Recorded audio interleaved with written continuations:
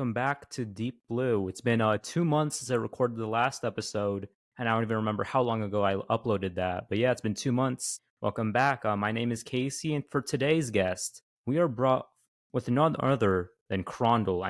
Nomad. How are you doing today? NoMad. It's NoMad. Yeah, I'm doing good. Took a walk today. I feel Awesome. not rejuvenated, but I could be feeling worse without exercise.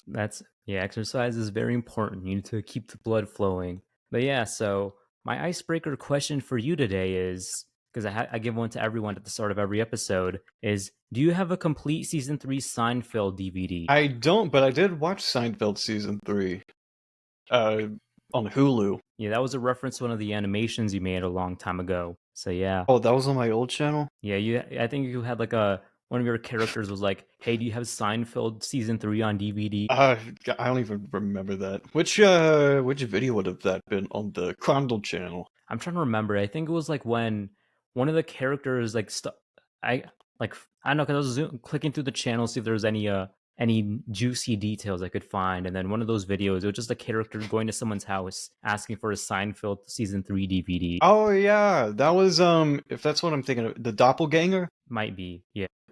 I don't remember what it was called, but yeah, that was based off. That was like a old comic I made, and that was like an experiment to make it into a video, see if it could work out, and I guess it did. Nice. It's So still getting views to this day somehow.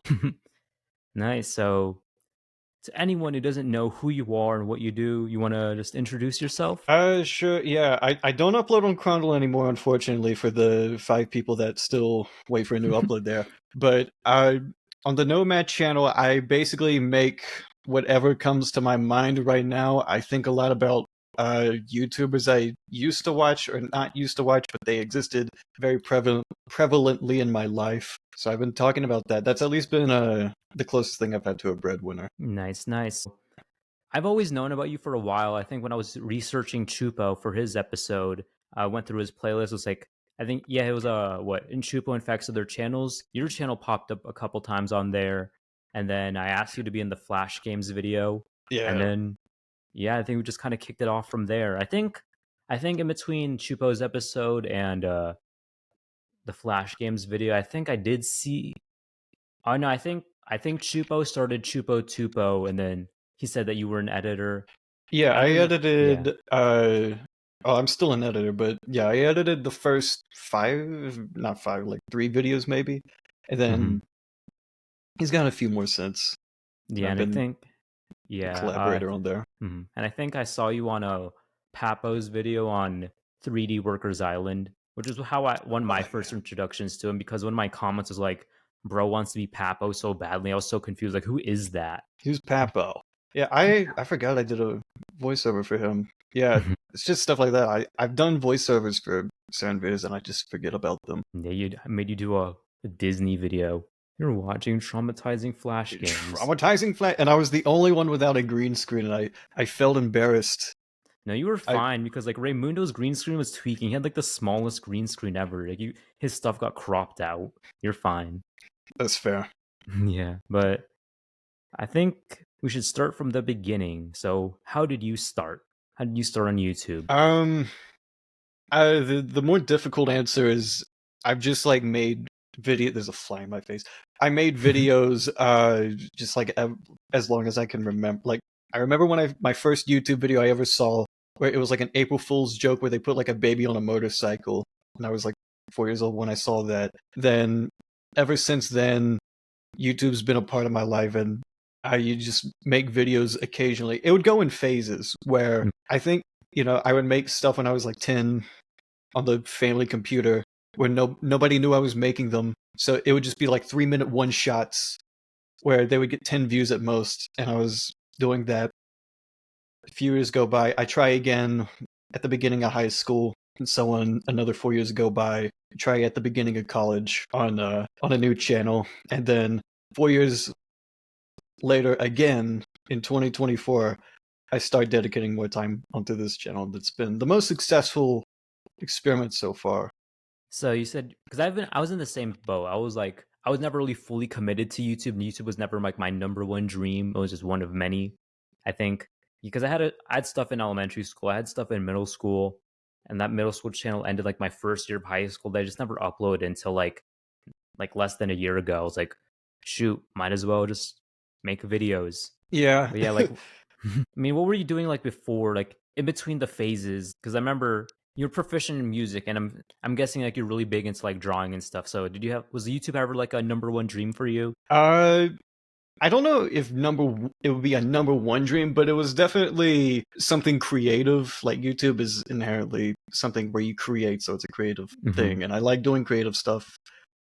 So I started like doing art in middle school. Well, I started doing art in elementary school, but then the internet came along in middle school, and that's where I started like doing creative stuff on the internet. Was trying to make comics. I talk about that in my Odd Ones Out video, where I kind of got burnt out just a little bit, ever so slightly, uh, trying to make comics because I'm a competitive person inherently, Mm-hmm. so I got too competitive, or not competitive, but I just got burnt out doing art. So then that's where I drifted into music in high school, and before high school, I never did anything music related. So I really was starting from the beginning. Like I didn't know what a BPM was. Like I didn't Mm-hmm. know what beats per minute was. I didn't know we measured music the same way we measure heart rates. That's how little I knew. So I literally just had to start from knowing literally nothing, being completely tone deaf. Not I didn't hear bass in songs. Like it took me 2 years to like hear bass in music, and then I I practiced that. And I'm a little more proficient in music now. I wouldn't say I'm great or anything, I mean, but I'm that's already more definitely. than most people. Like most people don't even like know a single thing about theory. Yeah, yeah. I Mm-hmm. don't blame them. Music theory's like annoying. No, I don't know It's my 101 stuff. Like I was in a band, I barely knew anything. So it's like, yeah, I feel you there. yeah, yeah. I've never been in a band or anything. It's mostly just like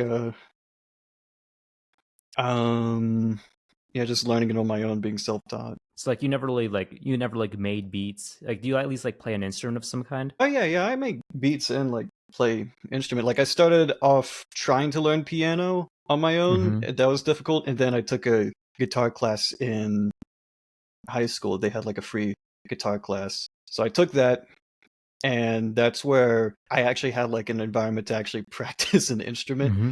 I'm not super proficient at guitar. Like over the last few years, I went back to trying to learn more piano again. Mm-hmm. So there's something about that just feels, I guess, not more natural, but I like composing more than I like playing instruments. So having a piano by your side at all times while you're composing stuff, that's kind of helpful. I feel like before I did YouTube, I was in a band, and then once my band broke up, I couldn't really find members to start a new band. So then, yeah, when I started my channel, I initially wanted to just talk about music. I didn't really want anything to do with horror, really. Like, I didn't want to talk about like video games, but mainly like OSTs. I was just like, you want me to talk about my favorite bands and why they're so like deep, or like why I don't know, like an artist like Blady or Yabu Gene's so weird.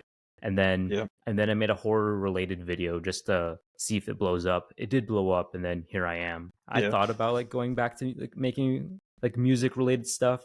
Like there's a band that that works perfectly because like they're like a very violent Japanese punk band.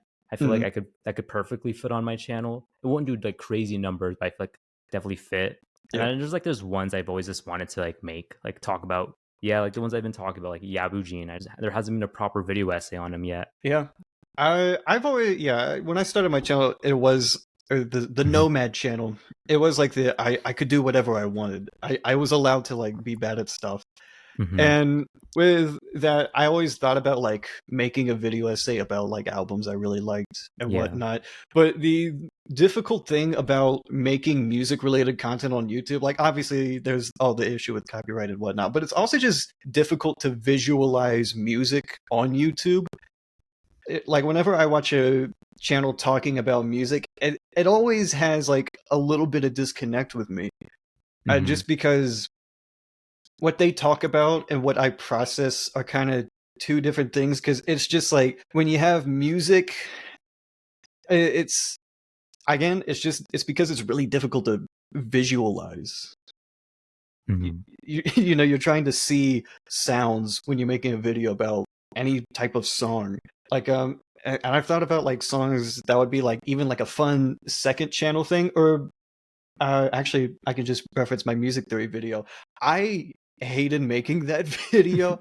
It was not fun to make. I didn't have fun doing it, but the only reason I made it was just because uh, the internet was out for that week. Like, just no, I was cut out of internet completely. Just no connection to my house or anything. So I was like, okay, what is something I've already recorded and I can like upload somewhere else, but I can make it without internet. That was the only thing I could make, was this leftover video file of music theory that I talked about. And just trying to even visualize that. I tried to visualize it the best I could, where I wanted every note to like have a symbol to it, or every note could be visualized in that video. But just doing that was so tedious. It was a very tedious process. So Yeah, like you would like try to focus on like the actual music itself, because I was also thinking like aesthetics, like how the band dresses, the band's like upbringing, like controversies, like shit like that. yeah, that's also super like I love stuff like that.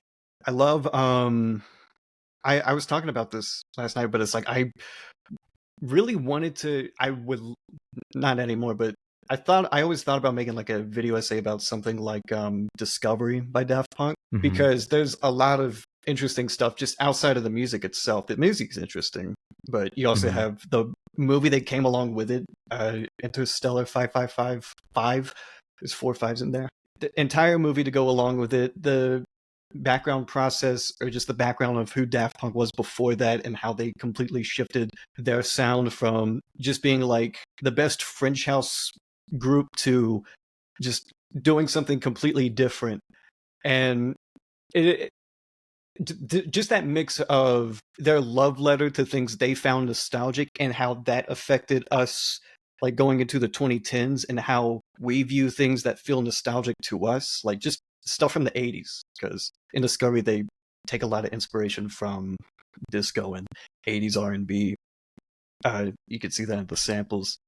And going into the 2010s, you have stuff like The Weeknd, who borrow from the same French house influence, but they have like a super 80s sound to what they do. Um, so you have this entire thing to talk about with Discovery, and it would make for a great video. I love talking about it, but if I made a video about it, it's something I realize with more of my longer video essays, is that they kind of purge whatever I feel about that thing I'm talking about. Like if I'm thinking about J Schlatt for years and years on end, I make a super long video essay on J Schlatt. I don't really think about him anymore. I kind of let it go. Or The Odd Ones Out, where I have like these thoughts about him for years and years and years. Then I make a video about that. I don't really think about The Odd Ones Out anymore. And I feel like if I talked about Daft Punk or just any band in a similar light, I think I would be purging my passion for something like that. Because I think about it a lot, but I love thinking about it. It's not like something I have to let go when I make it, or if I were to make something, it's not something I have to let go personally. I actually do like thinking about it, and I like talking about it, and I can talk about it all day. But if I make a video about it where I'm structuring every single thought the way I want it to be, that's when you kind of get a little bit more of a disconnect there, or not a disconnect, but you do lose your passion when you talk about it, or you focus so much energy to making a video about it. Because I don't know if I would say I'm like it's the same exact thing, but like with a lot of my video topics, like whenever like I'm researching them and I finish the video and upload, I'm just like, man, it's that journey's like over. Like I remember I made the Happy Tree Friends video, and I was just so super into like Happy Tree Friends for those like 2 weeks I was making the video, like Yeah, watching all the episodes, playing all the games, just learning stuff about like the actual show, and then just like, damn, that shit's over. It's like, and I'm not gonna make a sequel video to this anymore. I'm just gonna like that whole yeah, journey of like Happy Tree Friends is just over now. yeah, It's yeah. like That's a trip. how it's a lot better for stuff like that, in my opinion, where it's like stuff if you're nostalgic about something, you're still thinking about it, but it's like, I don't know what else to do with this. Or if it's like for example, the next video I'm making right now, I'm making a video about Jake Paul's music career because it's I saw that. technically been dormant in the back of my head for a while. It's been in the back of my head for ever since the song came out like Hmm. 8 years ago. It's technically just stayed dormant. And it's like, well, I've been thinking about it this long. I might as well make the video. Hmm. So that's kind of my approach to that. Yeah, And that's kind of. Yeah, go ahead.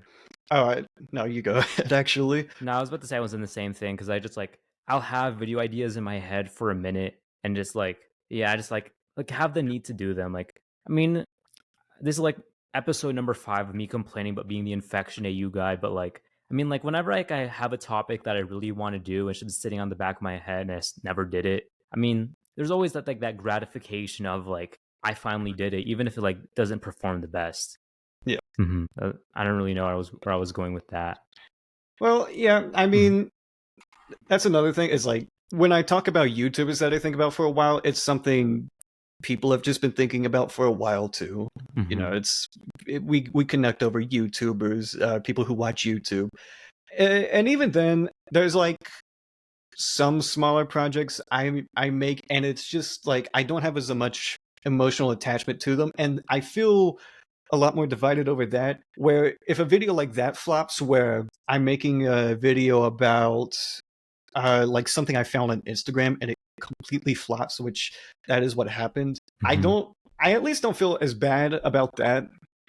It's kind of a weird thing where the less passionate I am about something, it seems to actually do worse somehow. Hmm. Um, which is usually the opposite case for people where they're like, "Oh, this is my passion project video that I'm gonna spend 6 months making," and then it doesn't do very well. Me, Uh, literally me. yeah, that's like the Hmm. story of every YouTuber except me. I have no idea how I haven't had that happen to me, because by all means, it should have happened. I should have Hmm. had something I'm super passionate about, and it could happen sometime soon because I am putting a lot more energy into other videos, and it could be a risk. Who knows? I don't. Yeah, only like 2 of like my passion project videos really like kicked off. Like everything else, either like I mean, everything else that like kind of blew up in my channel is either like the infection AU stuff or like just videos that like it was a fun video to make, but I didn't really think too much about it, and then just blows up like 2 weeks later. I'm like, oh, okay. Yeah, Hmm. I guess it's just like it's also another thing where if you're not as passionate about the material you're making, you try to find passion in it somewhere else, and that Hmm. could be just like, for example, when I think about Daft Punk and Discovery, like the Hmm. passion in that is in the material itself. I think about the Hmm. material a lot, but sometimes if I'm not as caring of what I'm talking about, then I mainly use that time as like, okay, how can I make this video as funny as possible, or how can I let me try something new with the editing, Hmm. maybe. Maybe the editing's going to be more tight this time. And that's something I did with the fast food apps is I just tried a different way to pace my video, and it worked out phenomenally. Like I had my opinions about fast food apps, but it was more just like, this is a thing I'm mildly annoyed by. Maybe other people are annoyed by it. It wasn't like I'm Hmm. eating a cheeseburger every single day, and I'm just like, I can't believe I'm paying so much for this, and I got to order it through a curbside delivery, and I'm spitting out like cheese as Hmm. I'm saying that, and lettuce, and then I take all the stuff I spat out and I eat it again. It's not like that. I'm not that emotionally attached to fast food, but I assume people are because it's something we all Hmm. eat. Um, so I think about material that way. That's also what happened with Dubai chocolate. Is I made it because I figured, this is a thing I see online that I'm kind of annoyed by. I'm sure other people are annoyed by it. Uh, Hmm. maybe I can do it in a way where I can be a little bit more. I can do more research about it. That's like the biggest thing is I didn't see like a, a video about Dubai chocolate that was like dedicated towards researching about it and Hmm. researching how stupid it actually is. It's dumber than you might even think. I still don't understand how that like became trending. I mean, that's me with like a lot of trending foods, but Dubai chocolate like specifically, I thought that's always like existed, just like pistachios and chocolate. I'm just Yeah, they both existed, but have you ever had them together? Have you ever had peanuts and chocolate together? Imagine that, but instead it's a different nut. It's just a pistachio instead. I actually Um, tried it, and it's like it's good. It's like, yeah, I mean, not the greatest chocolate I've had in the world.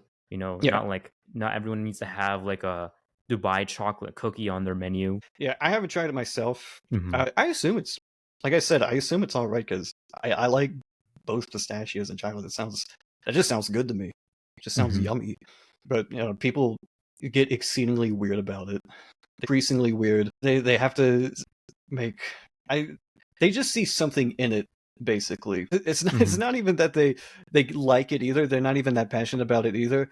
But they just see something. They see other people eating it. And I guess that's where they get excited about it because they see uh their chance for fame. Maybe who knows? I don't know what influencers scare me. Hmm.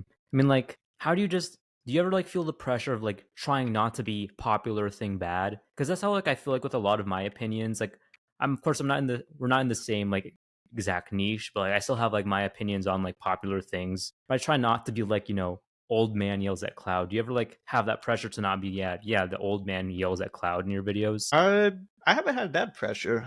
Uh, Hmm. I'm mainly just, I guess it's just because I'm not that critical about stuff. Hmm.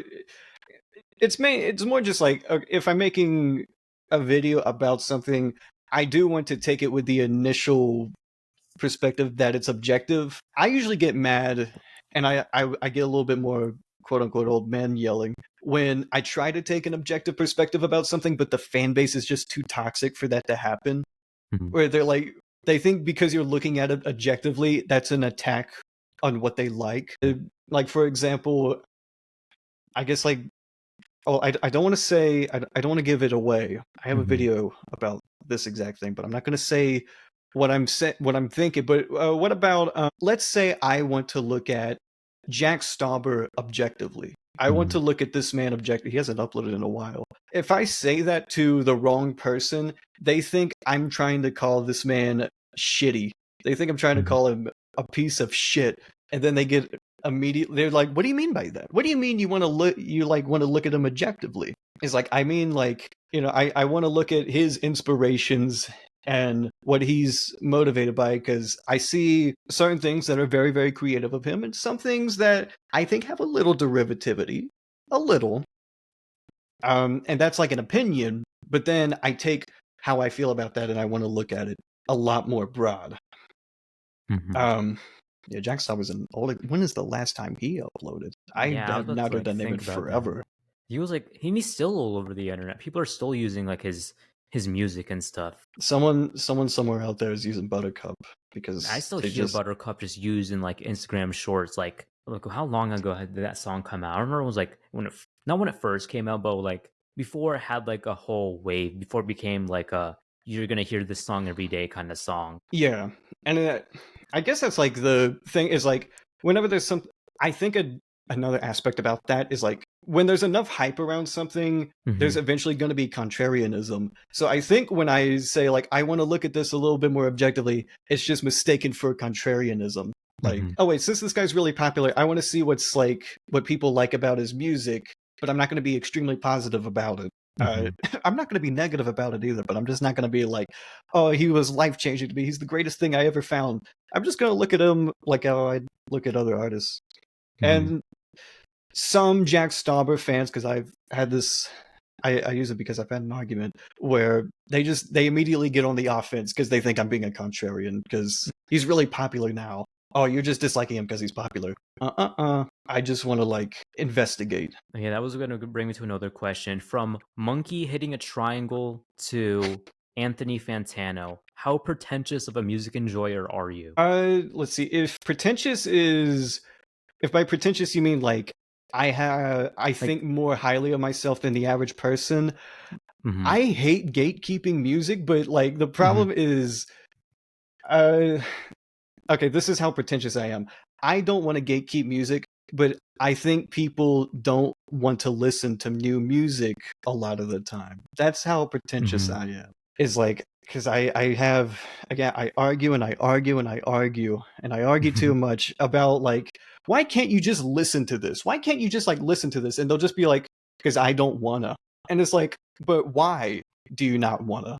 And then they think I'm like being the pretentious one. I'm trying to get you to listen to something. That's not pretentious. It's the opposite of pretentious. It's humble. I just want you to try something. I'll listen to whatever you listen to.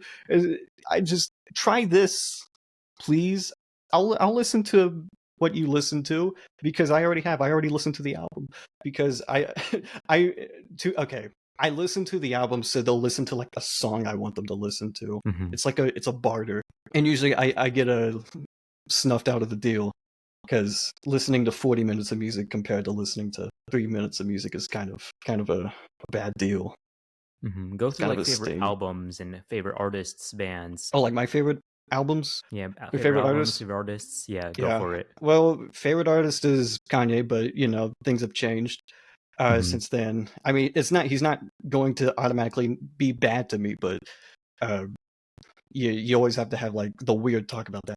But yeah, I listen to a lot of soul music.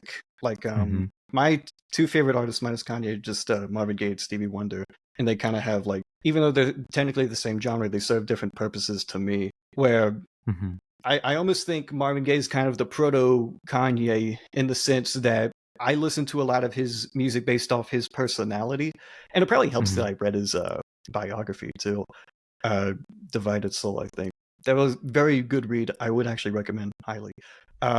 You understand like Marvin is like a not a psychopath, but he is a super arrogant person, and Mhm. but he can always get his way just because he's that talented. It's fun. It's Mhm. kind of a funny dynamic to me. But I love Marvin Gaye, especially just because similar to Kanye, there's like phases in his career, and those phases reflect his personality. I love whenever an artist is able to reflect like pop and personality because the impression with pop is that it's like a very cold sheen to whatever you're Mhm. doing. So if you can never break that mold while still like having a huge identity in your music, it's always going to win me over. And that's what I see with Marvin Gaye, at least in the '70s. I guess in the '60s, there some personality there, but it's just kind of the Motown structure of the '60s kind of held him back. And then in the '70s, he was able to bloom into other stuff. The hot take I'll give is that my favorite Marvin Gaye album isn't What's Going On, but it's Here My Dear, because that is like Mhm. the ultimate like that's the most dense one of the densest albums in my opinion, and it's mainly has to do with the fact that I love Marvin Gaye as a personality too. And that album is Mhm. just like that's him literally like singing about a divorce he just had. Like he is, and he leaves no details untouched. He talks about like getting the cops called on and like having to pay child support. But he also talks about like he also has like his own self reflections and stuff, and I find that to be super interesting as well.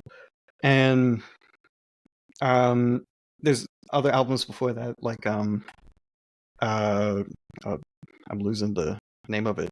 The album before that, I Want You. That's what it's called. That's Mhm. another. That's more of a hedonistic album. Where it's kind of funny. The hedonistic album is before the album talking about divorce. Something happened in those 2 years.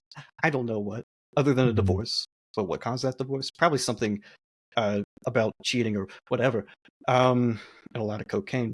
But that's super interesting to me. Just like having these different colors of the same person. It's just this one person having an entire palette, but it's just him. And that's what Mhm. I love so much about Kanye. And with Stevie Wonder, I don't see exactly the same thing. I think there's a little less actual personality there, but it's just like his music's so fucking good.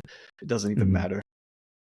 Yeah. But Okay. Because like for me, like, because like I like anything except unless it's like soulless music. Like I'm not a pop hater. Like I like pop from the 2010s, and like like the boy band era and stuff like that. Just because there's a yeah. nostalgic value in that. But I just can't listen to like I'll like Sabrina Carpenter and your Olivia Rodrigo's, but I can't listen to like Anxiety by Oh, by Doechii. Doechii. Yeah, Yeah. It's Dochi's unfortunate because I actually do really No, like she has good Dochi. music. Like she Yeah, was on Tyler's album. That was really good. And yeah. then nah, I that just song think is kind of putting her down. yeah, it's a little interpolation there. I think Mhm. yeah, that song I've again that's another like song I've talked about with people. And Mhm. I think with that I do see that song as like a business move on her part, where I at least respect it in the sense where I know she can make good music, and if this is what it takes to like at least have again like try to get that combination of pop and personality. If you have to like go a little bit more pop sometimes, but in return we get way more interesting music down the line, which we've yet to see, then I'm okay with that. Either Mhm. that or it's the beginning of the end, which I'm not going to be that cynical about Mhm. that. Yeah, like, I just don't like soulless stuff, so, like, of course, like, AI music, I mean, I don't think I have to Yeah, explain much about that because, like, yeah, for me, I'm always listening to grunge, shoegaze, Midwest emo just because I know, because like it's like they're always really relatable. Like they'll try to like do the most experimental like guitar sounds, but then their vocals sound like absolute like dog shit, or they're just screaming. I don't know. yeah, 'Cause for me, who was in a band, it was like really relatable. And then like I always like just experimental like underground rappers. So like your Blades, your Two Hollises, your Net Spends, which I'm like, why I'm appreciating them being in the mainstream. It's like different. It's like we see someone go from the underground rap and then maybe they're not objectively good, but like it's different. They're actually trying to like do something different, yeah, even at the cost of like whatever their reputation may be. yeah, Mhm. yeah. And then I think that's an interesting thing is like the balance between reputation and success, because for some people it's like you can only have one or the other. And Mhm. like even like with going like compared to my YouTube channel, like even with someone with like 50,000 subscribers, someone who Mhm. has 0 subscribers will see that and think, you fucking sell out. You're pandering to the algorithm, motherfucker. Are you serious? You're doing Mhm. this? And it's like, yeah, I guess, but it's like I'm not like I don't hate myself when I'm doing it. It's not Mhm. it's not like I'm selling my soul to like make videos about Jake Paul. I'm just I do it because I was interested in Jake Paul.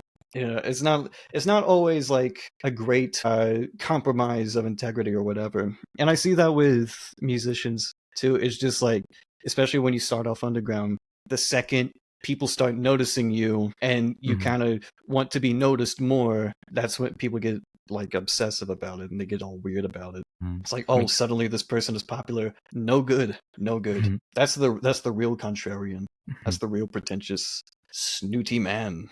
Do you ever like feel pressure to like like keep up with the trends when like making videos? Not really. Mhm. But it's also just because I'm not very good at keeping up with trends, so I don't even try. If I so happen to find a trend, um, I'll usually strike while the iron's hot, but I'm not like actively seeking out trends. It's just more like, oh hey, I noticed this trend. Not many videos have been made about it. I might as well make a video about it. Mhm. I made a few videos about the Mr. Beast controversy whenever that happened, like the Ava Chris Tyson situation. I made a video about that. But it's never like something I actively pursue as a trend. I guess in some sense, if you depending on the niche, um, you can kind of feel like you're in a rush there. Like I know. I a part of me in the back of my head was thinking like making an ERB retrospective, but Chazington just made an Oh ERB yeah, I saw retrospective, and Chasington's. he made it way more dense than I would have. I would have just talked about the actual channel. But there's a part of me that's pissed off because I still had like one joke in the back of my head for years now where it's like, nice Peter and Epic Lloyd. Basically, they embody like 90% of white people. Like they Mhm. embody the two types of white people that exist: the long, lanky one and the short, stout one. And now I can't make that joke anymore. At least not in like a ERB retrospective. I guess I could still make a video where it's like I rank all the ERBs or whatever. If anyone's done that, they probably have. So like you're not one to like cover topics unless like no, it's not has never been covered before. It definitely helps. Mhm. Like if I think of a topic and I look at a video and I see someone talk about the same thing, I usually watch that video just so I can like make sure I can at least say enough original stuff so it's not stolen. Like Jake Weddle, Mhm. he made a video about Curtis Connor's stand up, but then I watched Curtis Connor's stand up and I was like, well, I can say enough different stuff about this. Mhm. So that's what I did. But I still like referenced him in the video and whatnot, just so I didn't have like the I didn't want to come off as like I completely thought of this myself, or like I'm the Mhm. first one to do this.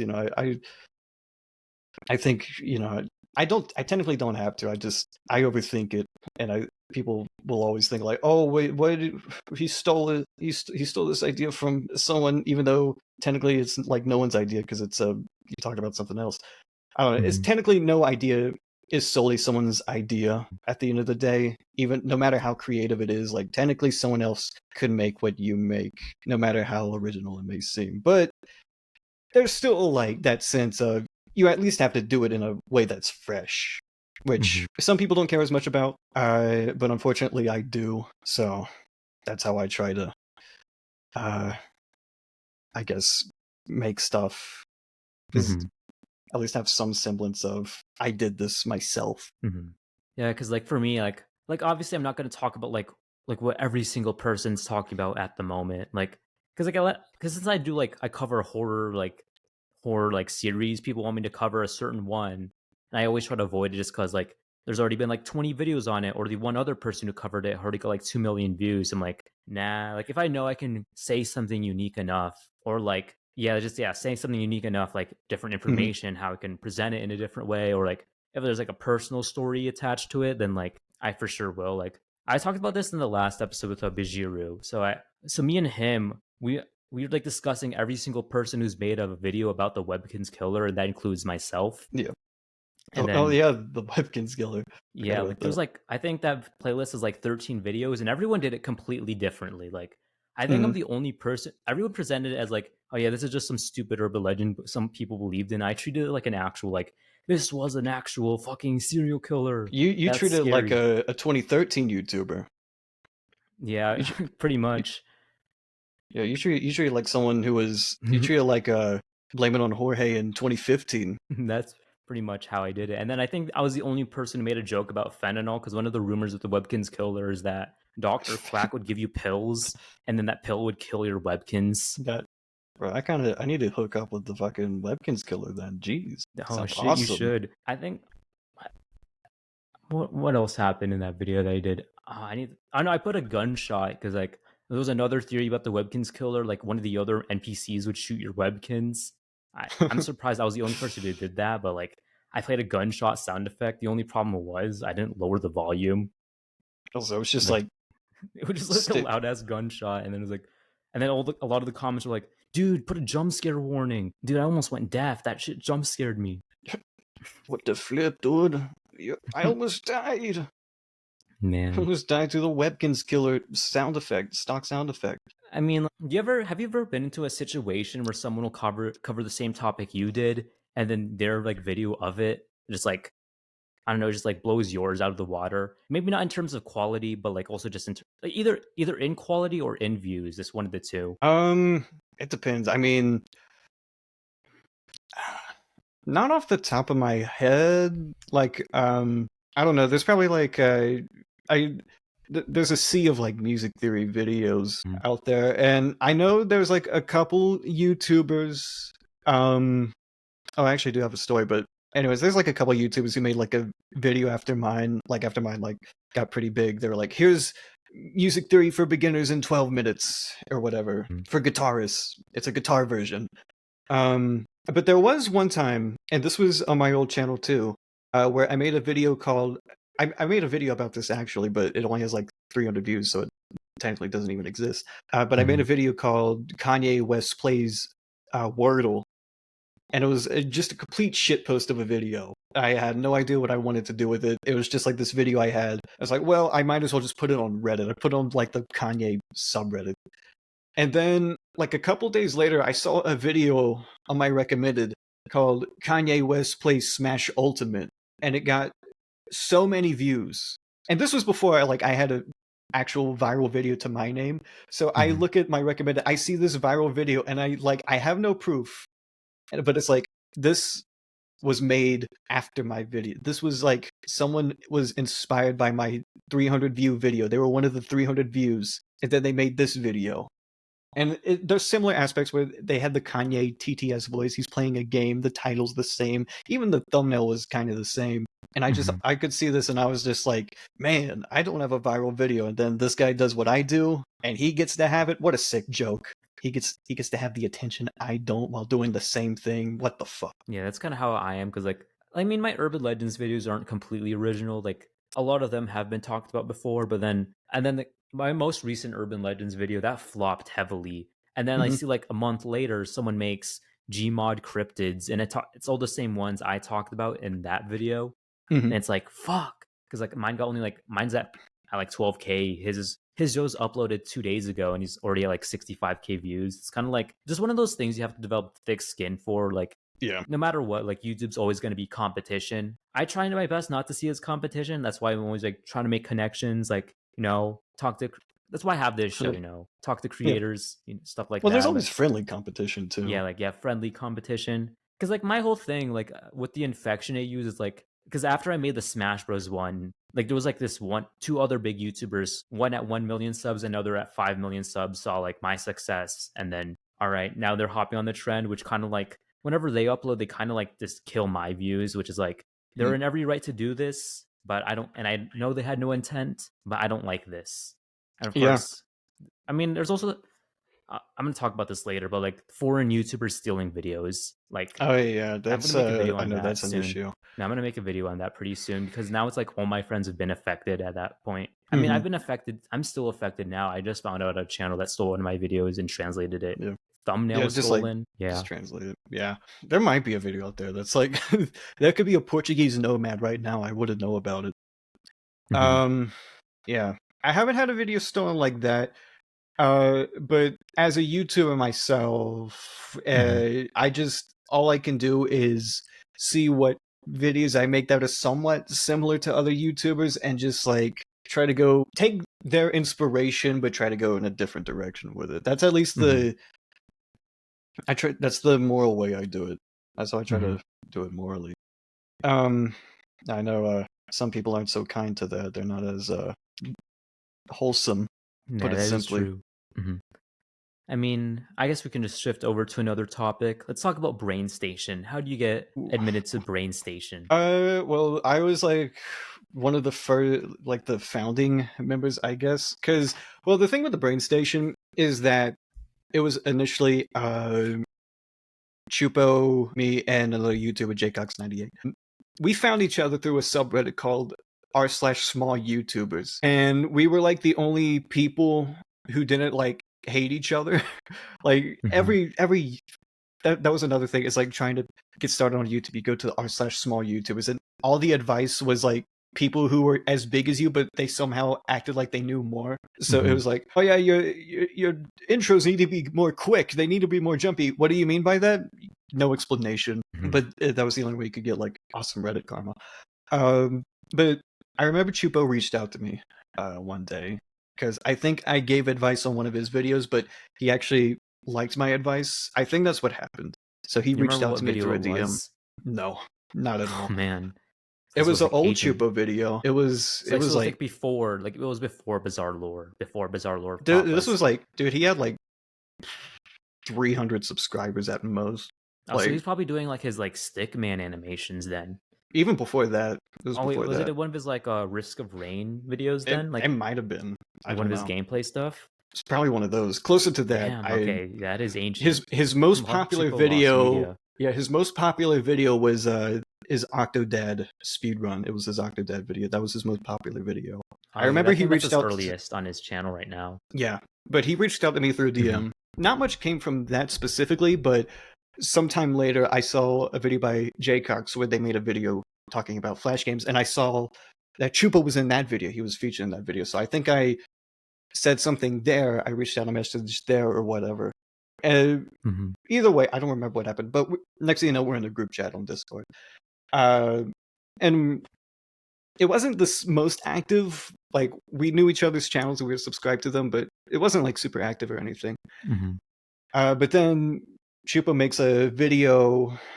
You know, he makes his worst possible series, and then he makes the Papa video. Doesn't immediately blow up. He made another video after that about Candyland. Mhm. But then, yeah, that Papa video blew up, and we all saw that, and we were like, "Oh wait, this can actually work. Like, we can Mhm. actually do YouTube. It's not just like it's no longer this weird pipe dream. Like, one of us actually had success from it. So that was pretty motivating to see that. But Mhm. even then, it took me like a few years to even like get my head in the right space to even like make YouTube videos consistently. Like, I just had to make an entirely new channel just to like get a better headspace about making stuff. And Mhm. even then, I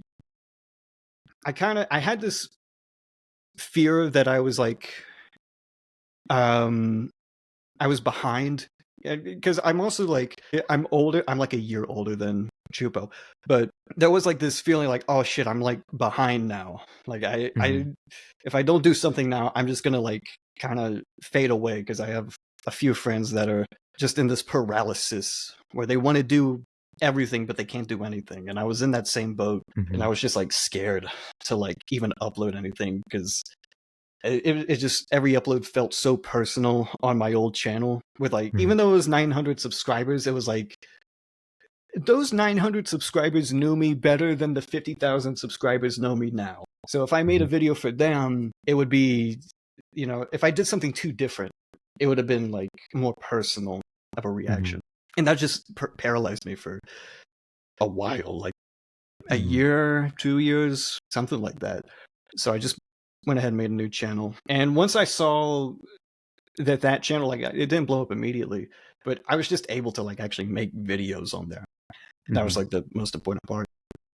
Um, so I made videos on there, and I kept it a secret from everyone for like a few months, just to like I didn't want to immediately go like, okay, everybody, I'm making a new channel now. I didn't want to tell anyone because again, that experience with the old channel was so personal. I wanted something that felt like myself, that I could call myself. So I just kept it a secret, and until I knew it could work and I could actually like manage to get consistent views, that's when I would tell people. So I remember a few months, like the brain station was dormant for a while because it was just like this group chat, and it wasn't the most active. It wasn't crazy active because it was mostly just Chupo trying to make videos on his own. Um, and then there's the rest of us trying to make videos when we feel like it. But eventually, I started making videos consistently, and they started getting views. And through that, through getting videos that got views, other YouTubers found me, like Terror. He reached out to me through a DM, and Yeah, I think I he's saw the pair. It was in the parasocial video. yeah, he messaged me. He reached out to me, and yeah, in that parasocial video, he talked about that. I was probably like 20,000 subscribers then. I think Mhm. 15,000. But yeah, he reached out to me, messaged each other through Discord, and then out of nowhere, I get this call from him, and I'm like, wait a minute, no, this dude has too many subscribers. What is he doing? It's like, what do I do? Oh God, what's happening? But then we talked for like 8 hours, not 8 hours, but just like a shit ton of hours, shit ton of time spent talking about anything and everything, and that was super uh, fun. It's just fun to Mhm. talk to him, and eventually, because it was fun to talk to him, and uh, yeah, I reached out to Chupo and got them connected, Chupo and Terra connected. Uh, and from then, that's when the brain station happened because Terra had some other YouTubers. Uh, he Mhm. knew, get them in the server and build it from there. And Mhm. yeah, that's how we kind of built this small circle of YouTubers. And I mean, you could call it networking, but I mean, it mostly is just like a group of friends. Like, Mhm. we all have like YouTube in common, but it's not like we're only talking about statistics and analytics. Mhm. The one of the first bonding exercises we did was technically for a video where we watched every Airbud movie and every Oh, I think I Airbuddy movie. saw Chipo's tweet about that. Yeah, that was just something fun. It was fun to Mhm. like do that every week and like have something to look forward to in the server. And like, yeah, it was for a video, but it wasn't like something that felt forced. It wasn't it wasn't Mhm. just talking about like analytics the entire time. We were actually watching the movie and having fun. And I Mhm. think that's just like the main thing about something like that. It's not like to every aspiring YouTuber watching this, you have to be in the brain station right now or else you miss out. There's still Mhm. like it's just like a friend group. And it's just like it was just being able to find a group of friends that shared a common interest. That's the biggest takeaway is we just all had a common interest of YouTube, and then we found a way to talk to each other about it. For sure, for sure. Because like I've always known Chupo for a bit, and I don't know who else in Brain Station I knew. I mean, I talked to you a little bit. Terror knew who I am. Who else knew who I was? Yeah, I mean, Terror and Flaysfire have known who I am for a bit. I never really talked to them much. Mhm. And then I think I talked to Papo like twice, but like I never talked to Sour Nail or Dannerade or Chewy Dog. I want to say their real names, but I really can't. But and then I Yeah, met them for the first time at a VidCon. Dude, they really are like the most down to earth guys ever. Like I love all those guys. Like I didn't think I would click with Sour Nail so well because yeah. Sour Dude, Nail, like Sour Nail's he's the best. he is the greatest. I was geeking out over the fact that, oh shit, you're Sour Nail, and then because like I never thought I would meet him in person. I didn't think he was younger than me. I didn't think he made videos on his iPad, but I knew like he was like, yeah, top 10 video essayists. Dude, I was like geeking out, and then like me and him talked, and no, he was really down to earth. Blazefire is like the funniest guy ever. I love talking to him. Yeah, Dannerade was cool. I wish I talked to Dan more. Chewy Dog was so unexpected. I remember he said his name, and then I was like, "Hey, can you repeat that?" And he was like, "Yeah, Chewy Dog 1 2." I forgot what the numbers were. just one, just the one. Oh yeah, Chewy Dog 1. I was like, "Oh shit, you're Chewy Dog." And then he asked me for a selfie. I was like, "Oh shoot, that was nice." Yeah, Met Shane McGillicuddy for the first time. He was awesome. yeah, Shane. Yeah, yeah, all those guys. Well, you'll see them again when we eventually make the Brain Station Content House coming soon, 2026. We're getting all of them, like 20 people, into a single house, and it's going to be awesome. That's And like it's going to be in yeah. Los Angeles. That's awesome. Because that's like the thing with YouTubers is like they talk about things that like I couldn't really talk about with like other people in real life. And like so watching their content was like now I'm finally getting to like get that experience of talking about something I'm geeking out over. Yeah, And then now that I am a YouTuber, that like I've been just like been openly messaging YouTubers that I loved, like their personality, and it's more than just their videos. Like shout out Bajiru, I literally just messaged him because I liked his vibe so much. Now he's probably me and him, Shy Valley, and Extraman are all in a group chat called Angry Birds Space Fans. Hoping to see those guys at VidCon because only Shy made it. yeah, They're like the greatest. And then like all my other YouTuber friends, it's like they're who they are in their videos times five. And but I feel like if I met them outside of YouTube, like I don't know, like middle school, I feel like they'd be like my best friend ever. yeah. Mhm. Yeah, it's just yeah, it's cool. It's great to meet people who like share similar interests, Mhm. regardless. And I think that's like one thing people don't think about with YouTube, or like because it's just like oh, it's this job people want to get. But at the end of the day, it's Mhm. also just like it's a shared interest among people. Like everyone in one way or another is interested in like making something, and YouTube's just one of those templates people use to bond together to make stuff. And again, like there's always going to be people who get very algorithmic about it. And to be fair, those people find other people who are very algorithmic about YouTube, and that's how they bond. And it's a bond. It's not that much of a bond, but it is just something they share an interest about. Uh, yeah, but it's great Mhm. to like have some sort of community where you get to talk to people about stuff you're interested in, and Mhm. from there you get to talk about more interesting stuff. You get Mhm. to talk about music Nice. and movies, Yeah, for TV. real, for real. I mean, like with every YouTuber I talked to at VidCon in Anaheim, it was like the converse for like almost half of them, like our conversation was like the word YouTube was never even brought up. And then like the ones I did talk to about YouTube with is like the conversation was like soon shifted into whatever. Cause like I met Bored Oranges for the first time, and then he's fucking awesome. I only saw one of his videos before, but like I met him for the first time. He was dope as fuck to talk to. We really Mhm. talked about our channels for like 5 minutes, and then we were just talking about, oh yeah, what's it like living in the UK versus I'm fidgeting with a guitar capo right now, but yeah, Oh, you're good. what's it like living in the UK versus living in the US, and then just like talking about like okay, because both of us are in college, so it's just like one of those things really are like Brugly. Like I never saw a single video by him, but like I see him as my uncle, and we did not talk about YouTube at all. Yeah, Fucking love that guy. he's the Funkle. The Funkle. There's so many like there's so many older guys at Anaheim, like at all the Airbnb parties. They're all like, yeah, they're all like fun uncles. I didn't even see them as celebrities or YouTubers. I mean, Wang at first, I saw him as a celebrity, then I saw him as a funkle. Yeah, yeah, Dude, the Funkle. I need to see you there at VidCon, or I know a lot Soon. of the guys are going to TwitchCon. I'm considering it. TwitchCon. Where's TwitchCon? I don't It do said San Twitch. Diego, but I don't think I'll go to the actual San con Diego. itself. I might just like, yeah, just visit Airbnb parties and shit Yeah, that's fair. if I do go. Yeah.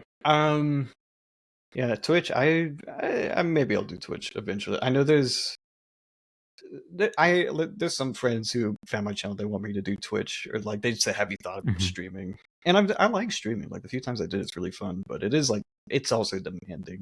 It's a demanding thing to do I because don't you know have how I can to. talk for like that long, like on the spot. It's like an audience, like just like to screens on text. It's like because I try my best to Yep, not be parasocial with my audience. Like I don't want to tell them my actual name. I don't want to tell them like things that go on in my life. I don't even tell them my ethnicity because like I want that to be ambiguous. I've hinted at it, I've yep. joked about it, but like I never told my audience straight up what it is. It's Yeah. like If they ever ask, you always say Filipino. Always, no matter what. no, I always like say something random. I always be like, I'm actually half black and half Korean. I'm actually a Native American Pauit. I say I'm Filipino. Always, no Do matter you what. actually? What is my ethnicity? Filipino. Go Lakers. Go Bulls. I Dude, have you are like I Filipino. have 50 hats, and all of them are from the New York Yankees. Oh. Um, yeah. When it comes to Twitch, like the difficult thing isn't like talking all the time. For some reason, that's not Mhm, too bad for me. As long as I mean, obviously, you get wear and tear after a while, but mhm, if you have a cup of tea, it's not that bad. The main thing is when there isn't any activity in the chat, and that's like when you're first starting out. Like even no matter how big your following is, you're always going to start out, and there's always going to be downtime where you just kind of have to like sit there and you have to like conjure up your own stuff for an audience of like 7 people. That's where it's difficult for me because you always just like try to say what you're doing in the game, but that's not really that interesting. mhm, You want to think of like material that's interesting to talk about. So I look at someone like for I guess inspiration, Northern Lion. He's very good at just like talking off the dome. Trust me, he's got a dome, mhm, um, big one, just the shiniest. It's like gloss. It's like wax. It's like a waxed car. But yeah, he's just able to talk about like what feels like whatever, and that's always interesting to me. Is like even if it's not like the most exciting thing, he could just be talking about like something he did at the doctor, but it's just like it comes off so natural, and it's engaging to just hear him talk about that, and he's doing it mhm, while live streaming. And also for live streaming in general, it's just like it's also finding the right game to play and this and that. Like I don't know, oh, I don't have any games to play while I'm streaming. Oh, first world problem. But you know, a good game is a good stream, and mhm, different games for different streamers. You know, we all have different things we're interested in as mhm. streamers or just as people. Eh, So I think another thing for me with streaming is like just finding a balance for it. Like I could stream for an hour. I could stream like once a month, but it's like just like finding a balance for it. Like, because I have my main channel I want to focus on, but then there's like, I go to the gym, I want to learn a guitar riff, I want to see some friends, all that stuff, just like personal life stuff. And just yeah, like even with this show, I'm always like part of the there's two main reasons why like we haven't uploaded in a while. One's because my editor's laptop broke, mm-hmm. which I'm just gonna say fuck it, we ball with this episode. And then the second, just because like it's just finding time. It's like I want to make Yeah, my own channel stuff because that's the stuff that's popping. This is just like the fun times. This is the get to know your favorite creator, get to know a buddy pal, and then but it's not making anything. Because yeah, like so if I were to stream, it's like I feel like I because I have streamed before like back in like high school to like an audience of like 3 people, but those 3 people were like people I was already friends with. So mm-hmm. it's like I mean I guess if I were to stream now it could work out, but it's just like yeah, just finding that time and just just finding that motivation too. Because Yeah. like Yeah, time yeah. is a big part of it. And I always Hmm. and I thought I did think about it where it's like, yeah, if I stream it's like maybe I could do like music related streams where it's like, Hmm. oh, I'm technically I'm entertaining people, but it's Hmm. really I'm trying to learn guitar. And that's the entertainment is trying to learn that. It's like I think of it a little selfishly that in that sense where it's like I try to do it for a more self-fulfilling purpose to a bunch of people. Mhm. But it is something I do think about in the back of my head, and the few times I have streamed, it's always been fun. It's always been fun. Mhm. Um, but yeah, it's about like finding the right time to do it. Is it really that Mhm. time again to stream? Maybe. Uh, I definitely do know what I would stream. Like for right now, I know I'm for sure gonna do like horror games, react to like some like horror series, react to creepy videos. I feel like if I do make it like big enough on YouTube or through streaming, I feel like I could just do whatever. yeah, Mhm. yeah. That's always been like the streams I want to do. It's like I want it to have some sort of concept to it, but it's Mhm. like it takes a lot of time and effort to do. Or one stream I did, I like doing stupid challenge streams. Like one of the streams I did a year ago was a 52 card pickup 52 times. It was as Mhm. stupid a stream as it sounds, but it was so much fun to just like dump a bunch of cards on the ground and then pick them up. And while you're doing it, you're trying to find like ways to make it more challenging for yourself. And so you're not doing the same thing 52 times. You're trying to find a way to do it different every time. That's a ton of fun to me. Mhm. And this, I had one idea for a stream eventually. I I don't know if you're actually allowed to like do it, but it's like if I could find a way to just like scratch off 500 scratch offs on a stream, that I'm would be sure the didn't Mr. funniest thing. Beast do that? I feel like you should be able to do that. I hope so. It just might have like a weird thing with like gambling stuff, at least on Twitch, because they have Uh, like how gambling about laws stream and on whatnot. YouTube? Go stream it on YouTube. But that's where Would I it would be? go, I'm unless already, like, yep, I'm already uh, on YouTube. Why yeah. not? But then I have to buy 500 scratch offs, and that's difficult. But you get to win 200,000% of your money back. But yeah, I get to win $1,000 on stream, and then I get stream revenue. So the big money moves right there. I think for Mr. Beast, all his scratch off tickets are paid off by his sponsor, and that was like Yeah, early Mr. Beast. That was like 100K Mr. Beast. That was not building wells in Africa, Jimmy. yeah, but it could be. Um, yeah, I know. Yeah, he did. Yeah, he's had his fair share of uh, challenges or videos where he's did a bunch of scratch off stuff. It'd just be fun to do as a stream. Just like it's like the same way people unpack Pokemon cards. No, Uh, I'd love to do that eventually. Like I love Pokemon cards. I'm not a big fan of like all the scalping. That's like the most lukewarm take yeah, I could give, but yeah, dude, I love Pokemon cards so much. I'm so grateful the app game exists. yeah. It's like If I that. remembered it. Yeah, you have the app game. Yeah, just a lot of things with specifically Pokemon, but I I know there's similar like I guess there's sports card unpackings. I know there's an Magic the entire Gathering, world Yu-Gi-Oh. Magic the Gathering. There's an entire world of like FIFA and Madden. At least I think with FIFA, Oh it's yeah, like FIFA for sure. Like people go crazy over that. they got the Ronaldo card or whatnot, but I just don't know about I don't know enough about that. Yeah, that stuff's cool. It's just fun to do. I think everyone has fun with it in one way or another, even if it's technically gambling. Some gambling's more fun to me than others. That I mean, I live includes in the city of gambling, so I know about I that. live yeah, you live in uh Las Vegas, Atlantic City, New Atlantic City. Jersey, Camden, New Jersey, world of gambling. Even like not even like the casinos. I'm affected by like gambling in small parts. Like there's claw machines everywhere. I've spent Claw probably like two machines. hundred dollars on those. Yeah, I don't know what I spend. I don't know what I technically count as gambling. It's always like I guess there was like I don't know what do I do Dave that's and like Bust. Would you consider like Dave and Buster's or just like arcades as gambling? yeah, those are fun. Those are fun. Yeah, Yeah. they're technically gambling, but it's fun. Um I don't know what I've done in a while that's like that could constitute as gambling though. Am I too Betting. financially responsible? Am I too damn finan do I keep too much of my damn money to myself that I need to give to a guy with a cigar and a tuxedo? I don't know.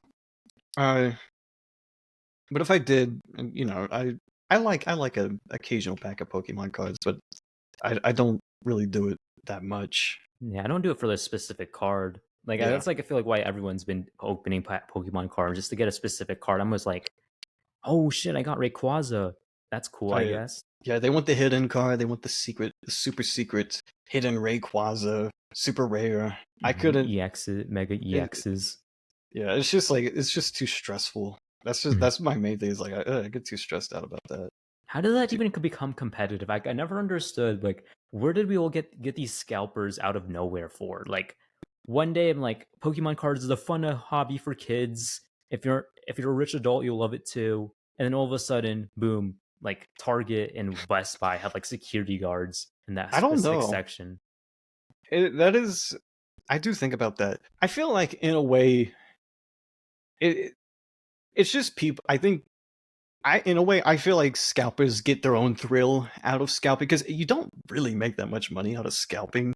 Like Mm-hmm. at most you're getting like $100 profit after you spend 8 hours trying to get like a Switch 2 and then you sell it for $100 more. Mm-hmm. It's not that much of a profit, so I feel like it's quite literally like a love of the game. They love doing it. They love scalping. They can't get enough of it. Man, scalping. It's like I know a friend who has like four Switch twos, and like for me, it's like dude, you're like one of my closest friends. I love you, but I can't support this. Yeah, he should. I'll support him if he gives me one. That's what I was about to say. I was offering, hey, I'll buy one off of you, but like don't like highball me, and then I'll just let him go. I'll lowball. I'll say, hey, no one's buying these Switches. Might as well give Mhm. one to me for 350 because it's a used Switch. That's the issue. That's a used Switch 2 right there. I only want, I can go out and get a Switch whenever I want, Switch 2 whenever I want. Okay, you give me this. I don't know what's gonna happen to it. Did you accidentally break the screen or something? I don't know. I'm gonna have to offer 350 at most. Mhm. That's the most I could do. And then he either accepts my deal or he's left with no money because he still has a broken Switch. At least in my eyes, it's broken. Speaking of, do you have one? No, I don't. No, I haven't. They're sold out everywhere. That's like Really? the first thing is they're sold out everywhere, but also uh there's only Mario Kart on there right now. Yeah, that's Mario why Kart's I main thing I fun. didn't get it. Yeah, it's like I like Mario Kart and I know people who love the new Mario Kart, but it's not something I would buy a console over. I would need like some other stuff. Mhm. Maybe when the DK game comes out, maybe I'll consider it a little bit more. But overall, I'm just saving up money for something, Mhm. anything. Actually, one thing I invested in was a Cintiq, a Wacom Cintiq tablet, 16-inch. Uh, I got this one used. Piece of advice for anyone looking for a drawing tablet: always get them used because you can find so many drawing tablets from people who just like they'll pay full price for an entire like expensive tablet and then realize, oh, I'm not really into drawing. They'll sell it and you can get it for like mint condition. That's what this is. It's practically brand new. But I got it for like $150 less, and the Mhm. shipping was free because I got it off Amazon. Um, Shout out Amazon. But yeah, I just spend money on stuff like this. I'm trying to use it in a more healthy way where Mhm. trying to get back into art and stuff. Um, because I want to do that, get back into art. Uh, so having something like a Cintiq or just a drawing tablet in general. The only reason I got a Cintiq is because I've had drawing tablets before, so I've gotten used to what I like and don't like from drawing tablets. I was like, okay, I'm gonna put. I got a lot of money from YouTube this month, more money than I usually do. So I'm gonna invest in something. So I invest in a Cintiq. Also because there wasn't any Switch 2s anywhere. But Mhm. I'm getting a lot of use out of it. I'm having a lot of fun. I'm drawing a salmon right now.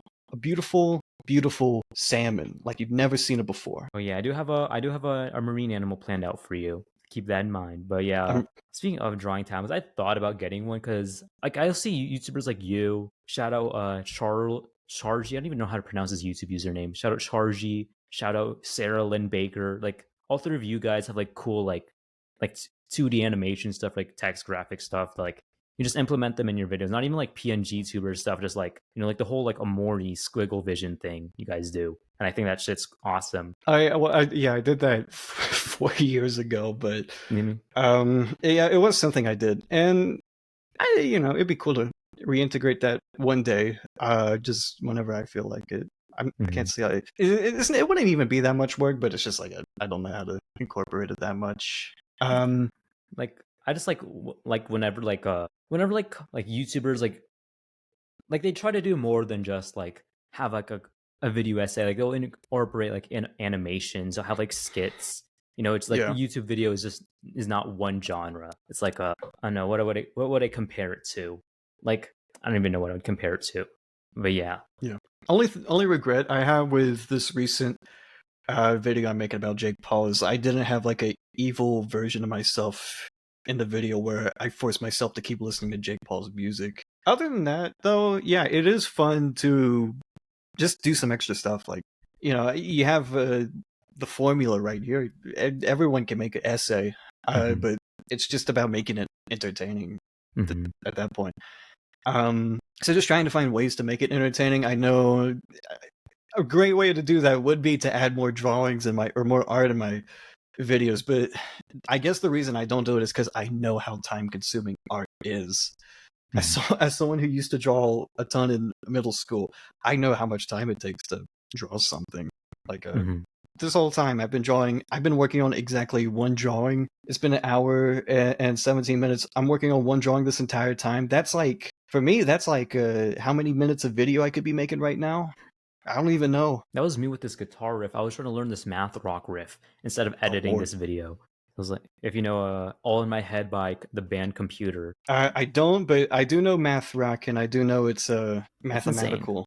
So it's a lot of I don't even know the technical calculation. stuff for it. I've just watched tutorials on how to play certain riff, how to play certain chords. I don't even know Yeah, the technical stuff, but yeah. No, I do feel you there. That's what I meant by like, bring that up. yeah. But it'd be fun to like try to find a way to like. Sometimes I'll just like add like music I made in the background as Mhm. like my own background music. I know There's YouTubers who small do stuff like that. that. Like I Yeah, know it's fun to do. Sagan Hawks and Farrell McGuire.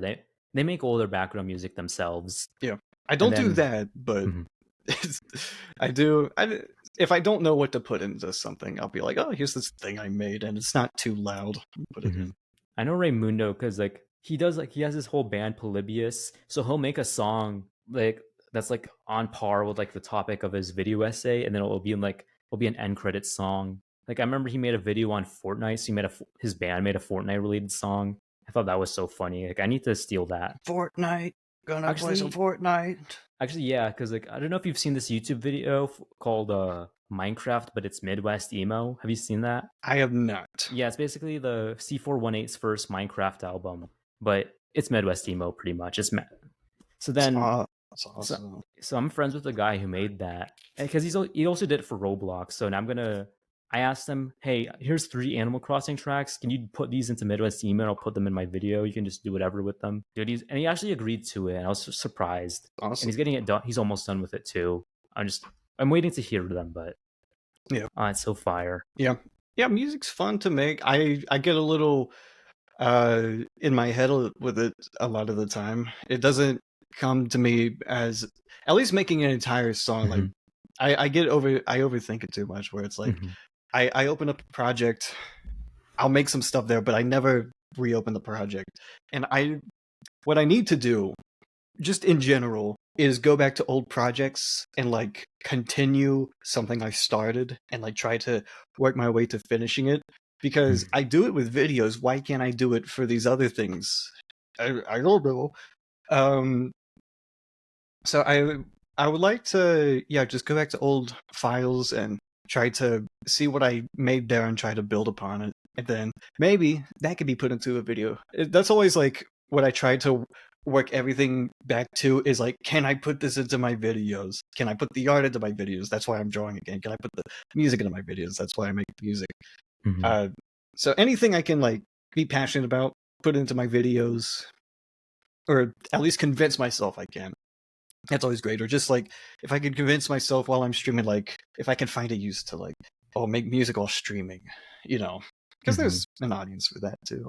So Would you ever have like multiple career paths? Like I know like there's like YouTubers who have their own shows, like their whole like own like, animated shows. There's YouTubers who have like a music career on the side, or like they're in bands, stuff like that. So like would you ever have like a okay, you have the NoMad channel, then you have like your I don't know, your like a side project, yeah, like a side project pretty much, or like maybe. maybe not even call them side projects, there's like multiple main projects at the same time. It just depends. Like Hmm. right now, my focus is just on the channel.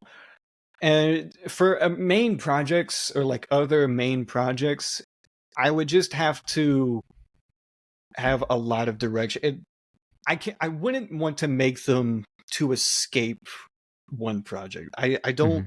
Mhm. That's where I think I can't even name names, so this isn't really directed towards anyone really. Mhm. But when it comes to like side projects or projects people do that are considered other main projects, it's always kind of an escape, like from their channel or Mhm. something they're used to doing or they're like tired of doing, and they just kind of make this thing on the side as like to escape that.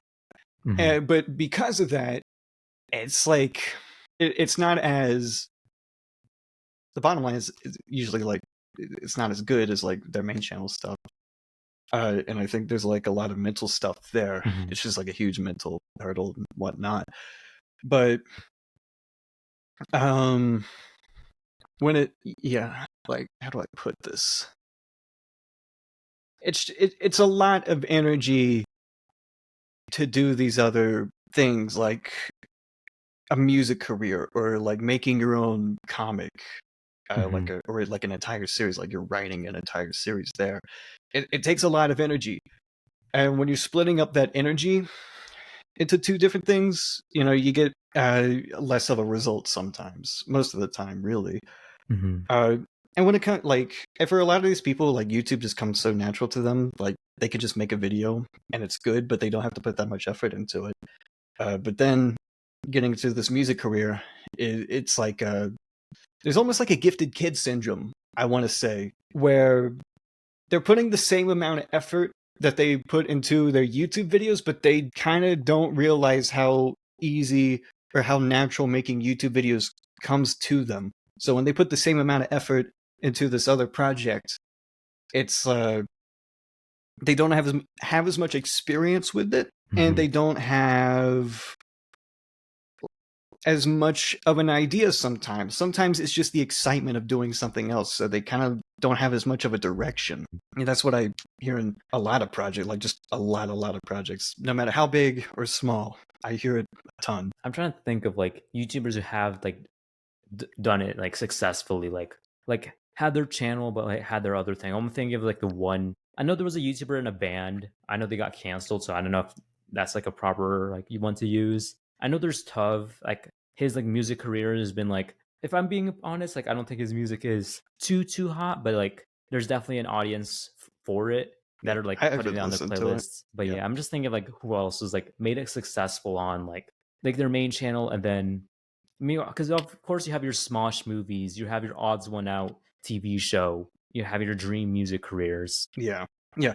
And like even with something like, you know, people look at Joji for a successful YouTube, or like a success YouTube becoming a successful musician, but that's just because he retired this channel so he could focus all of his energy onto this music career, And and he's it always worked been out for good at him. it too, because like if He's you always ever been listen to good. Pink Season, Yeah, that's it's genuinely a really good album, even with like all the dark humor bits. yeah.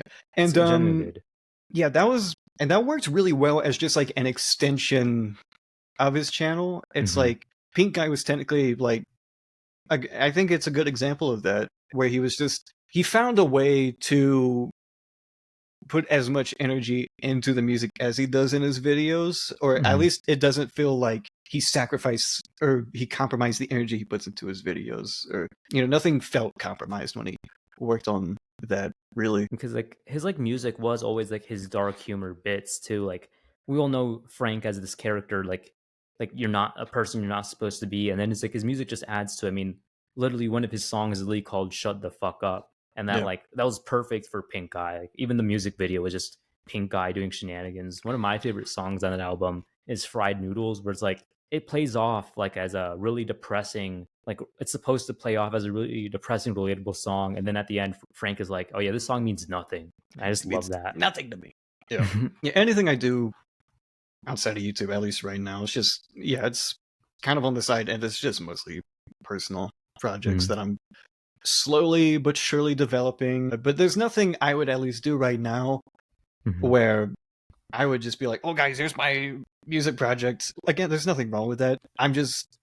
I have my own perfectionist attitude towards stuff where it's like, if I'm going to show music to people, you know, I want it to like have its own merit. I want the music to be its own music. I want to, but yeah, I think there's a lot of value in having merit in what you create, and I don't want Mm-hmm. people to feel indebted to caring about something else I make just because of this one thing I've done.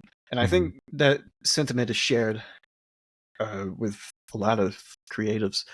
Mm-hmm. Um, but the important, but then the responsibility, that responsibility comes to me then, where it's like, if I want people to listen to the music on its own merits, that's where my responsibility comes in. And I Mm-hmm. have to like dedicate and put a lot of love into something. And I need to put love and care into it the same way I put love and care into my channel. And I think that's another important thing is to have love and care in Mm-hmm. my into some into my channel. Because if I don't have love and care into my channel, then I'll love bomb this other thing I'm doing. Mm-hmm. And when I love bomb that, you know, it just looks better in my eyes. The appeal of the music doesn't come from the music itself. It comes from the fact that I'm not doing this other thing. And I don't want Mm-hmm. that to happen. I want to enjoy both videos and side projects. That's the biggest thing to me. That's the most important thing to me if I ever, or I guess eventually when I do something in the future, I feel like that'll be inevitable. I don't know when, but yeah, when something happens in the future where I want to try something outside of YouTube, it's important for me to still enjoy YouTube. I don't want the side project to just be an escape from YouTube.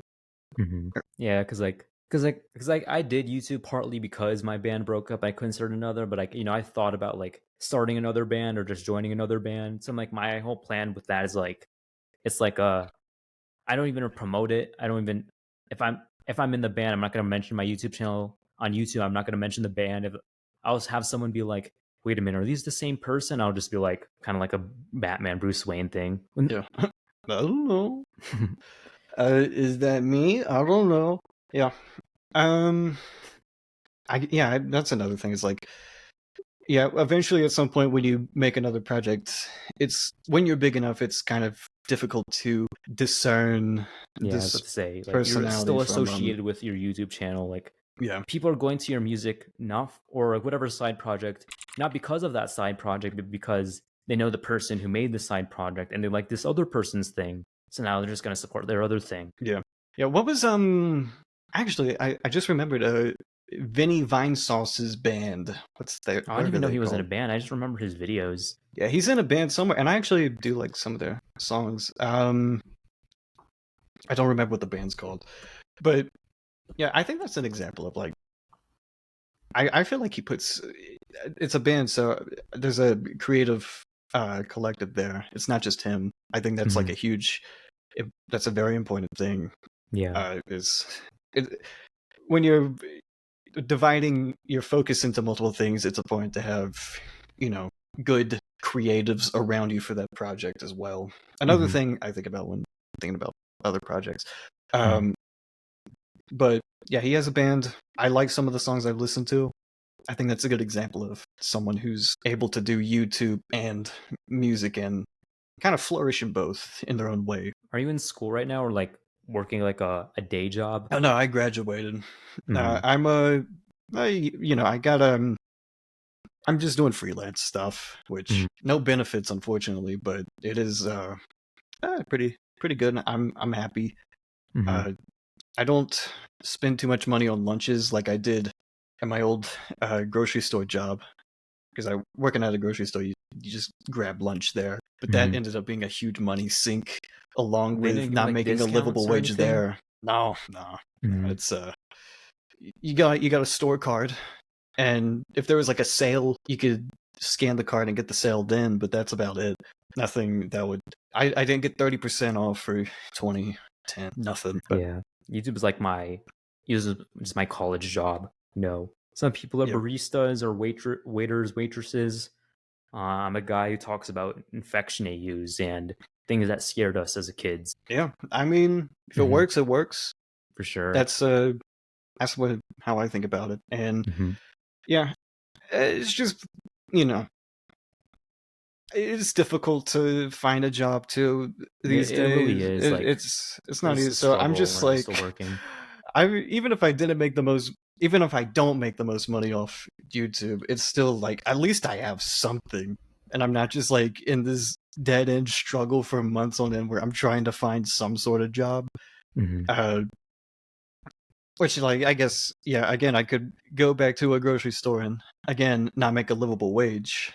That's always an option on the table, but I'm glad I don't have to do that anymore. Yeah, That's, that's kind of where I am too. Like, because I was working like restaurant jobs, I was working like customer service. Dude, I had to like, I was dying. I was literally yeah, dying. And then when I quit my last job, I wasn't even like making money off YouTube. I wasn't even at 100 subs. I was just making videos. And then I was lucky enough for it to work out. I don't want to say lucky, like, not lucky, but like, it worked out. That's what I'll yeah. say. It worked out.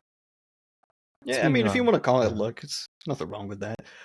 like, do you Um, believe in like luck? Is like how much of YouTube do you believe is luck? How much do you believe it's hard work? I do, I do think it's more hard work than I used to think. I think Mm-hmm. when you start out, you do get this impression that it is kind of a slot machine, but it's just like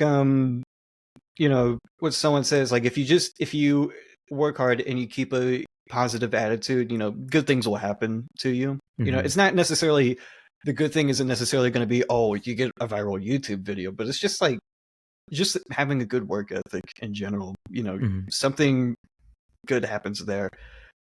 And if you just persevere through misfortune, like I've had my own obstacles. Mm-hmm. Again, not having internet for God knows how long for a while, Mm-hmm. and I just had to find a way to make YouTube videos around that. And it's just like you just have to find a way to uh, make whatever you want to do work out, and it just requires finding a way to persevere through obstacles, no matter how difficult they may seem. Maybe sometimes you have to drive to the library, use their Wi-Fi to download a bunch of B-roll for a video. Then Is that that what you did? video only gets like you have to drive to the library, download B-roll, and then that video only gets like 7,000 views. Which 7,000 views is good to someone. You know, it could be better. I It mean, could be worse, but it could be better. how much is 7,000 views in ad revenue? That's like Uh, what? I think that's 20. like It's like a $20. Big Mac. You get two Big $20 Macs, two Big Mac meals. is okay. Yeah, okay, that's fair. Like I was gonna say, like, if I never like made connections, I would have just given up so easily. I would have just like quit YouTube, and then especially with this whole infection AU, like, here I am and complaining about the infection AU guy again. But like, it really is like my biggest struggle right now, like on the platform, because there are people who want to watch my non-infectious AU stuff. There's people who think that stuff is good. It's just the algorithm's not pushing it enough. The audience is just not there for it. But like, I've talked to other YouTubers and like they've all been in the same situation. Like we all have the same struggle. It's not just me dealing with it. So it's like if I Yeah. if I didn't know that, then I would have just given up so easily. Like I've always been like going back and forth, like brainstorming ideas or like just learning how they like persevered and stuff. Yeah. Like my biggest thing, like, yeah, cannot count how many times I've had a video I've had a video be 1 of 10, and then the next video I make is a 10 of 10. Mm-hmm. And it fluctuates like that all the time. Sometimes I'll make a 10 of 10, next video is a 1 of 10 out of nowhere. That's what Yeah. happened. Is Odd Ones Out video was a 1 of 10. The next video I make is about this guy on Snapchat I saw. 10 of 10, no one watched it. Next video I make, a 1 of 10. It's like, I don't know how that works. I don't know. At the end of the day, I don't know what makes people inherently want to click on something. Mm-hmm. I don't know it down to a science, but there's like there's thing where you can at least look at a trend and say, okay, this is popular right now. People are more likely to look at popular things. Or Mm-hmm. you just look at two thumbnails. It's as simple as saying, okay, I like this thumbnail more. Why? Why would I want to click on this more? What Mm-hmm. about it like entices me? What emotions do I get from this that I don't from this other thumbnail, and vice versa? Mm-hmm. Uh, those are all things you just eventually think about the longer you do YouTube. Is you just think about the more niche stuff. It's not just about uploading the video and seeing what happens. It's about 20 things about the video that you look at and just seeing how you feel about that. So I still think there's an aspect to it where sometimes the numbers don't add up. Mm-hmm. Some videos will just like YouTube will say like it's doing really really well, but they just won't show it to more people. I don't know Mm-hmm. why. But then sometimes the video doesn't really do that good. Like again, I always keep talking about the music theory video, but that video started out as a 10 of 10, my least viewed video, and like by an embarrassing amount. And then now it's my most popular video. Somehow YouTube just like wanted to show it to people all of a sudden. I don't know why. Mm-hmm. And then you think about it a little bit more. And you're like, well, okay, well, maybe when it initially started out, it didn't appeal to that many people, my subscribers. It didn't appeal to my subscribers, but maybe there's just like this handful of people who the ones who clicked on it shared common interests in trying to learn music theory. So then that music theory video got showed with more similar videos that also talked about music theory. And that's how it got into that algorithm. And that's like the main thing with the YouTube algorithm is like people use it as a scapegoat for their lack of success, but it's also just like when it comes to algorithms on YouTube, it's not just one algorithm, it's an entire ocean of algorithms. Mm-hmm. Like it's not just one big algorithm. Like there's the music algorithm that my music related videos got popular with. There's, gaming algorithms, your algorithms about gaming videos, and algorithms about movies, algorithms about commentary. If you make a commentary video and it does well, you're more likely to be shown in recommended videos with other commentary YouTubers. That's what YouTube shows you is like they have that one tab that shows videos your audience watches. And you look at that, and right now, because my most recent video was like a rant related video, my video is getting shown with other rant related videos. People are ranting about AI and other stuff. I don't even know what, but they're ranting about that. Everything's getting worse. Very, very good way to think about everything. Very good way to consume content. Everything's getting worse. So that's how that video is getting recommended to people.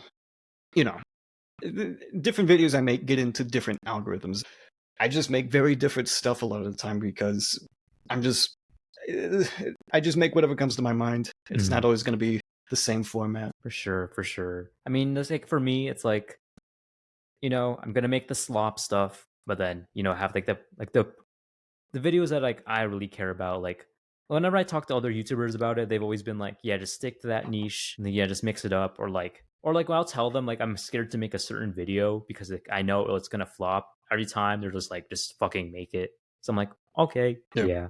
I think to restate the main theme of this show, what all my guests have said, the two main things you need to be a YouTuber are passion and consistency. You kind of need to be a psycho. Yeah, you kind of need to be a psychopath. You kind of need to be delusional. That's how I put it. It's like you need a YouTube executive in like your closet. You need an executive in your closet, and you say, "Why didn't this video do good?" And then like it's just misery.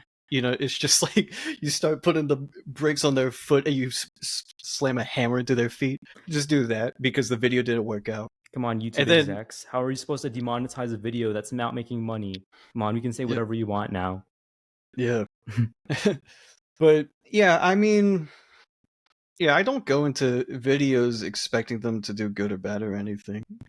Because like the most recent video I made, again, the Dubai chocolate video, most 1 of 10, super popular, but I was scared of that video. It's like I was like, I never have this feeling, but that was the one video where it's like, this is actually gonna flop, and I kind of don't feel good about it. Like I don't feel good about this one flopping.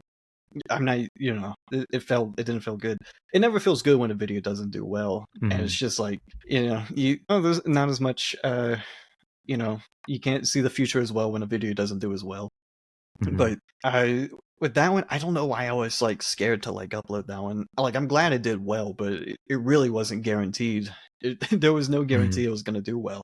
And maybe it's just because I was actually finally developing a style on my channel, and that one just kind of went against it all. It looked a little too generic in my opinion. Like the thumbnail looked a little too generic. The title was a little generic in my opinion. And I was like, it didn't feel like something I'd click on, which, I guess that's what made me so nervous about it. Like, even if I don't make like a the most popular video, at least I would click on it and have fun with it. But that one, not so much. For sure, for sure. We're reaching an hour and 40 minutes. So I guess I'll just ask you a couple bullet questions then. Yeah. So, favorite food? Damn. I don't know why I can't. Like, I know this is supposed to be like the icebreaker questions, but it's like I overthink it immediately. No, I I can't have even answer no. this one either. And Yeah. like that's always the first question I ask every guest. Yeah. I like seafood. Seafood's good. You know. Like seafood pasta, like sushi, Yeah, more like you know, like a again, it fish. depends on my mood. You know, sometimes I could go for a boil. Sometimes I only want the crab legs. Sometimes I just want the fish. And that's not boiled. Sometimes it's broiled. But yeah, seafood. I guess it's like I have the most fond emotions to seafood compared to other food. Have you ever dried fish? If I dried it, Like a like dried fish. Like it's like dried out in the sun. It's like all like scaly now. it's And I just guess it you have to doesn't like have water and it's not. it's like It's all this just dried up. That's how it's like that's kind of how they preserve it. And then I guess there's like you could just cook it afterwards. You could just like deep fry it or whatever. But then yeah, it's pretty much. But the fundamental of it's just dried up fish. It's just a dried up fish. I haven't had that. I Okay, haven't. that's like a cultural dish in my Yeah, ambiguous culture, which it's an acquired taste. I don't like it. My yeah. parents love it. I don't like So it. yeah, it's a very good German dish. Very German, Swedish German. For sure. Or what's your favorite video game? Maybe like I really enjoyed Mario Galaxy. You know, that was Oh, like a game I classic. grew up. Waiting for Yeah, that. yeah, game I grew up with. Always super fun to play. That in the sequel, which I wish the sequel was a little bit more easy to access in other places, but you know, I still got my Wii. Yeah, those two games always super fun. Everything about them is great. Just you know, great atmosphere. They, Mhm. there's no Mario game with that much atmosphere. Agreed. There isn't. It's very beautiful and very fun, and that's all you can ask for from a game. All right, Nintendo, Xbox, or PlayStation. I guess Nintendo. I didn't have an Xbox or PlayStation. All right, what is like your favorite childhood cartoon? If you want to, if it's like Um, hard for you and you want to add like adult cartoons or like anime, go for it. yeah, I mean, there's been cartoons throughout my life. You know, I grew up with like Shadow and Ed, Ed and Eddie. Those are like the two I have never heard cartoons that anyone use either of those. Everyone's always been like Gravity Falls, regular show. I I'm mean, oh I'm Unk. I'm No, the one Unk. Unk, like our oldest guest, El Supersonic Q. I forgot what he said. But he said like the most like He '90s said thing ever. I am Weasel. Yeah. But yeah, I like Chowder, Ed and Eddie. Oh, Those I were love like Chowder. game. You know, those were ones I grew up with really liking. I mean, obviously the SpongeBob, but SpongeBob. You know, I guess my appreciation came from the online discourse that talked about how great the first 3 seasons were, and then I tried to imitate those people. But through that, I ended up like just it's generally just some of the best TV out there. Is the first 3 seasons of SpongeBob. It's just incredible in every sense, and I love like I love thinking about those early SpongeBob seasons. Hmm. Uh, Moral Oral was pretty good. I found it I've when it never was seen. I never really watched it. But I've seen like clips, but I've never really seen the actual very good show. show. I know it's gotten popular in the last few years, So the but I watched it shorts. when it was like you could. It was so unknown that you could find it uploaded on YouTube. Like the entire show was on YouTube. Like that's how little Adult Swim cared about it. Uh, but then it got like popular over the next few years, and I watched. Yeah, that was really fun. That was like the first. That show was like for me what like a millennial is or like what BoJack Horseman is to a millennial. Like that's it's just a super interesting show. Mhm. I like that one a lot. Some other cartoons for all ages or not. I don't know. I like cartoons. Mhm. I guess those are like my favorites. All right, anywhere in the world you can visit. I'd like to go to Europe and just look at Italy. Maybe I'd like to, Nice. somewhere I can like. It's just pretty easy to walk around on foot. Yeah, for sure. You know, with me living in Vegas, I love walkable cities, dude. I mean like you have to go you can't go you can't survive without a car in Vegas. Even the bus is like the worst Yeah, experience ever. You cannot do shit without a car. I love yeah. walkable cities. Yeah, if I tried walking to a grocery store, I would actually get run over. I would have to run across like 3 highways to get to a grocery store. All right. What advice would you give to someone who wants to start becoming a content creator? Make stuff. That's it. Just make it. Let's make it awesome. That's perfect. And then what's next for Nomad? We talked about the Jake Paul video. If you want to announce anything, Yeah. go for it.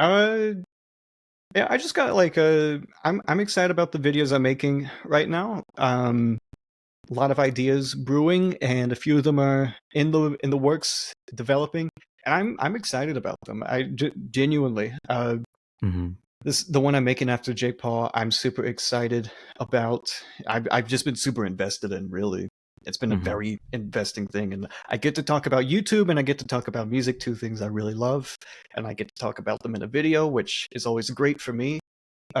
Which is also what I'm doing with Jake Paul, but this one is a little bit more exciting for me. I'm actually really excited to see this because, like, I get to, I get to be a lawyer about something, which is always fun. It's always fun to be a lawyer. But yeah, that'll be fun. I'm excited about that one. Awesome. And I guess we can start our segment. I think you know the rules. Mariana sketch. I tell you a fun fact about a random marine animal. You have 1 minute to draw that marine animal. So for your marine animal, I'm playing up the wrong thing. You get a Caribbean reef squid. And a fun fact about them are they are I don't even know how to pronounce this. Semiparous, meaning they die after a single reproduction episode. Or like, they just lay eggs, they're dead. All right, just let me know when you want to start the timer. You can look up a reference image. Yeah, just like what is it called again? Caribbean reef squid. Reef squid. Queef squid. Queef That's squid? mean. Okay, let's see. What's a good... let me put this on another... Let me put this on my second monitor. Okay, that looks good. Okay, get the... All right. And ready to start. I'm ready. All right, your timer starts now. And then you just send it to me on Discord after you're done. Fuck, I messed up. No. Caribbean reef squid. Yeah, imagine... shit. Oh no.